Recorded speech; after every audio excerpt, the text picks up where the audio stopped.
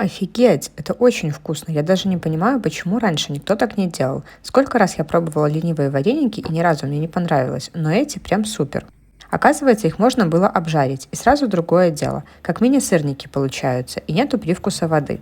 Смешиваем пачку творога 200-250 грамм, желток, подсластитель или 1 столовую ложку сахара, 3 столовые ложки муки, перемешиваем и формируем маленькие шарики. Закидываем в кипящую подсоленную воду, ждем, когда вода снова закипит и вареники всплывут. Варим пару минут, сливаем воду, перекладываем в сковороду со сливочным маслом. Обжариваем до золотистой корочки и подаем со сметаной, вареньем, фруктами или ягодами, а лучше совсем вместе.